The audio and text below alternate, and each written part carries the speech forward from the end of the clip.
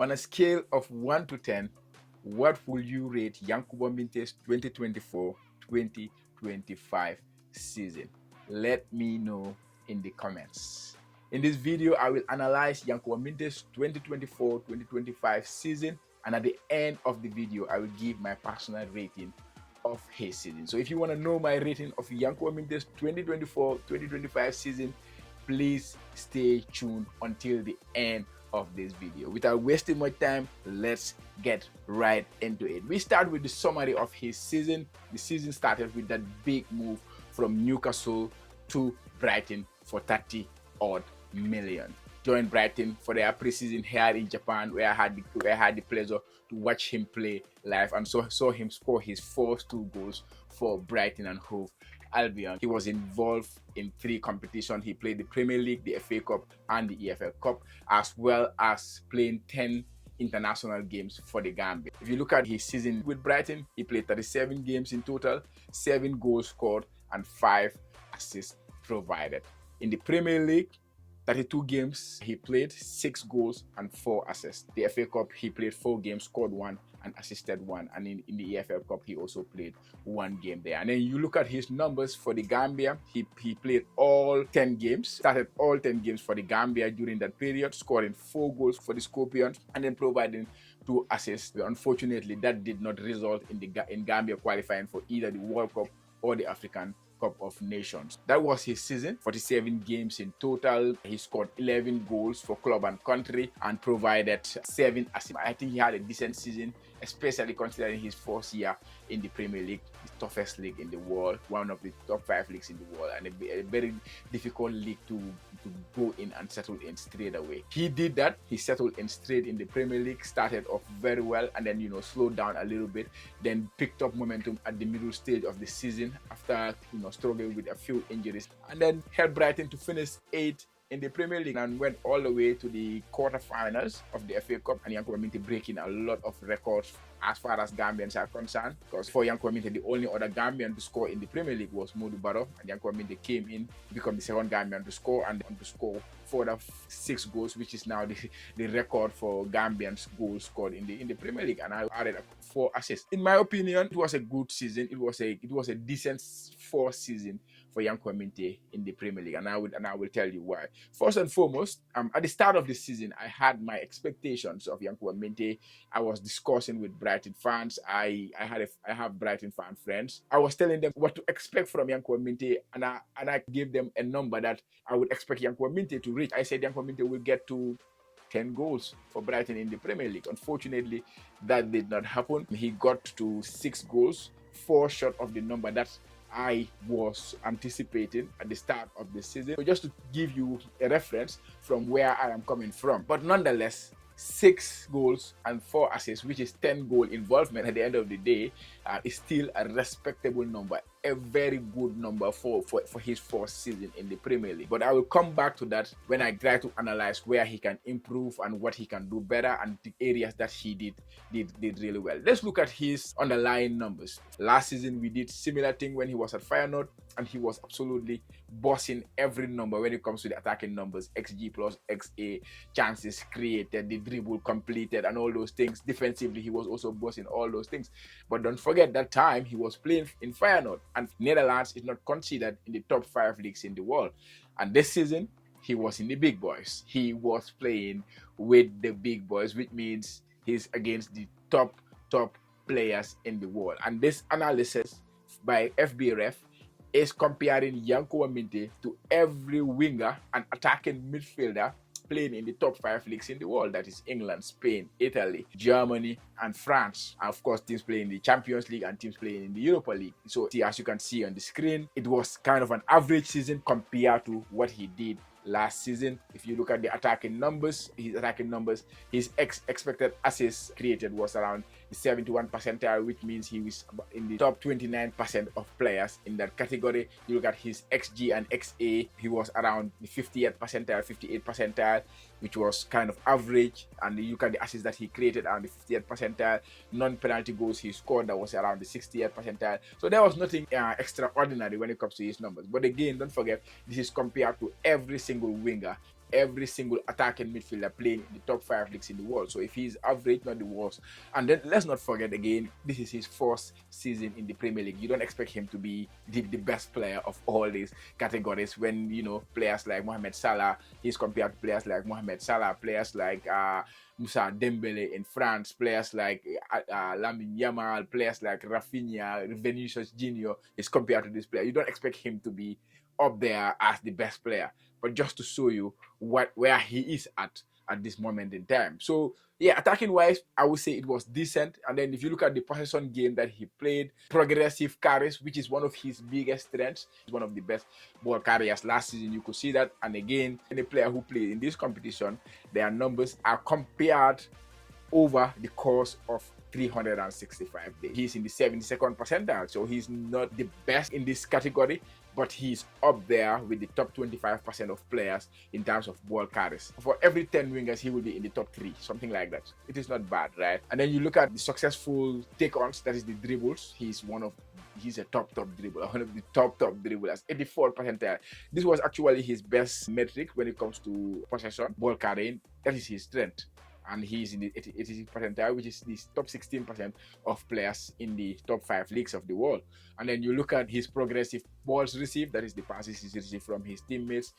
That's not really an attribute for me, but it's something that shows the trust that the team is showing in him, passing him the ball more often than not in progressive positions.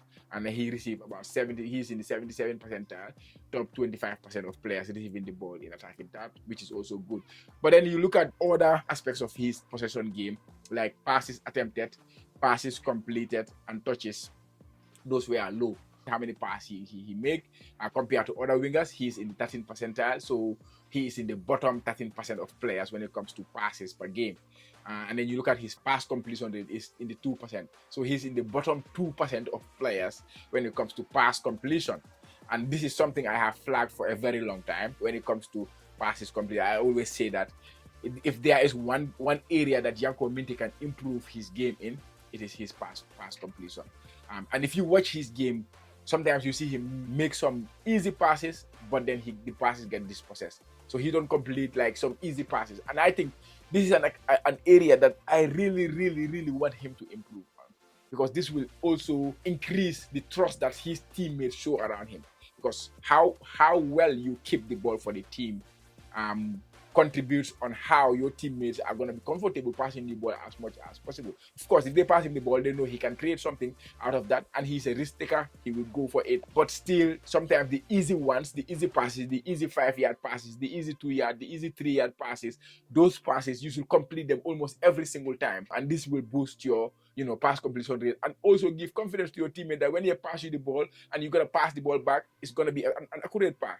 And that is an area that, for me, it has been since he started playing, I have pointed that this is an area he needs to improve, and I was hoping that it will improve with time. But as you can see, he's in the bottom 2% of players when it comes to pass completion. And then you look at his defensive attributes, which, I always tell people that is exceptional. Clearance, he's up there, 97th percentile, top 3% of players when it comes to clearing, helping his teammates in defense. We saw him play in wing back for Brighton this season. And then you look at his tackles and interception completed, he is in the top 6% of players, 94th percentile of players. So that is really good. Blocks, 74th percentile, very good. Other ones like aerial duels, percentage of dribbles, aerial duels, he's not going to win it. Yankuba is not a tall guy, so I will never judge him based on his aerial duel. But the important things that I can pick up here to say is these areas, especially his pass completion rate, that is an area that he really needs to improve on. Look at his role for Brighton over the course of the season. I think he had a wonderful season. One thing that was easy to see was his impact in the big games. When he played against the bigger boys, the impact that he had in those games. Against Manchester United, against Chelsea, against Tottenham, against Arsenal, against Newcastle, his former club. He was really good. That did not reflect on the smaller teams. And that was something that he needs to improve on going into next season. That is, the games he played against the lesser teams, the smaller teams, as they call it in the Premier League. We have the big six, as they call Liverpool, Manchester United, Arsenal, Chelsea, Tottenham, these big six teams, and then you have the rest of the teams. So if you look at his numbers against the big six, he scored 4 goals. out of his 6 goals in the Premier League. But of course, Newcastle, he scored. And Newcastle is not considered a top 6 team in the Premier League or the big 6, part of the big 6. But we all know Newcastle, they even finished in the top 4 in the Premier League right now. So you would consider them as a big team. Adding to the fact that he moved from Newcastle to Brighton, that also, fueled him to perform in that game. So the games that does not mean much, you can say he find it hard for the motivation to perform the highest level in those games. And this is a mentality thing, I think.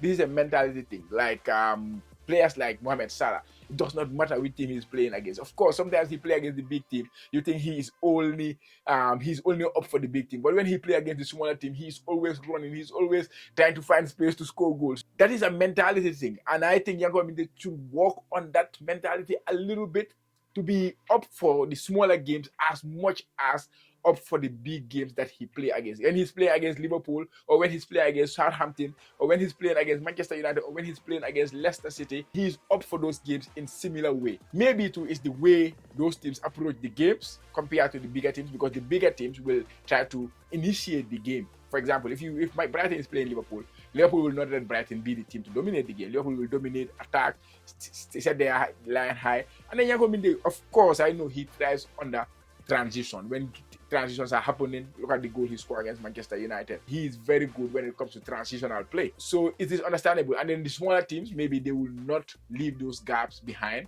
But then he needs to work on finding ways to hurt these smaller teams. And also, he also had chances. He had some good chances against these teams. Let's not forget that. He can improve in that category without doubt. In terms of room for improvement, I think I already highlighted the 2 areas that I think Yankuba Minteh can improve in. When you look at his statistical numbers, is his possession play, passing, completing passes. He needs to improve on that. And then the other one is smaller teams. When you play against a small team, treat it as similar to how you treat the big games. These are 2 areas I would say are areas that he could improve in. But let's not forget, this was his first season in the Premier League, and it has never been easy for any player coming into the Premier League for the first season. It's very rare for a top player who ends his career in the Premier League to tell you, oh, in my first season I had it all my way in the Premier League. It does not work like that. And Yankuba Minteh, he had a decent season. And then just to compare him with some names, I will just call some names. Look at these names: Cristiano Ronaldo, Mohamed Salah, Gareth Bale, Riyad Mahrez, Raheem Sterling, Son Heung-min, Saka, and Foden. You know what these players have in common? They all scored less goals than Yankuba Minteh in their first season in the Premier League. And in the case of some of these players, in the case of Cristiano Ronaldo, in the case of Bukayo Saka, in the case of Phil Foden, in the case of Raheem Sterling, in the case of Gareth Bale, they all scored less goals than Yankuba Minteh in their first 2 seasons. This is Yankuba Minteh's first season in the Premier League. Let's cut him some slack. He's just still a young boy, fighting his trade in the Premier League.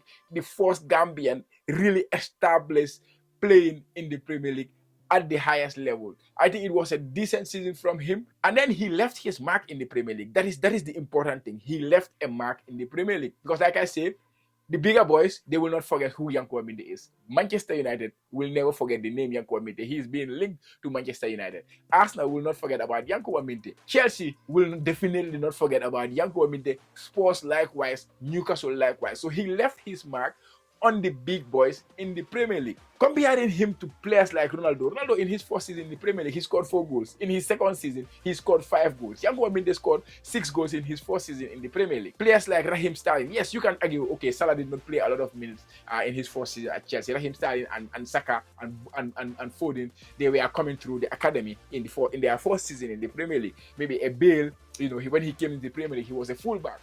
But still, I'm telling you, these players, their second season, they did not even score 6 goals in the Premier League. And Yankuba Minteh, in his first season, he just did it. So I'm not saying he's going to take the trajectory of players like Salah or Cristiano Ronaldo. I'm not saying that. He has to work really, really hard to get to those levels that those players get. And I believe in his potential to get to those levels. Definitely, but he needs to work to get to those levels. But there is room for improvement. And he had a very good season. So let's cut him some slack when it comes to the season that he has. It was a really good season for a player coming into the Premier League for the first time. Of course, if you consider what he did last season at Feyenoord, the expectation will be higher because last season, it was the Dutch league. It is much easier. I'm happy that he's also disappointed with the season he has in the Premier League, because he said he wanted to score 10, assist 10, but that did not materialize for him. That is it, guys. And I will end with my rating of Yankuba Minteh in this season. How will I rate Yankuba Minteh out of 10 in the 2024-2025 season? My rating for Yankuba Minteh is a solid 7 out of 10. I think he was very impactful for the Gambia. It could have been even higher, but because of Gambia did not qualify for the African Cup of Nations, the number of goals, he did not reach the tally that I targeted, which was 10, which I expected him to reach. He did not reach that. But the mark he left on the big teams, it was enough for me to give him a solid 7 out of 10 for his first season in the Premier League, which is, for me, it was a successful season for Yankuba Minteh in the Premier League in 2024-2025, guys. Don't forget to tell me your rating of Yankuba Minteh in 2024-2025 season, guys. Thank you for always supporting the Jollof Football Bantaba YouTube channel, and make sure you are subscribed. Goodbye, guys.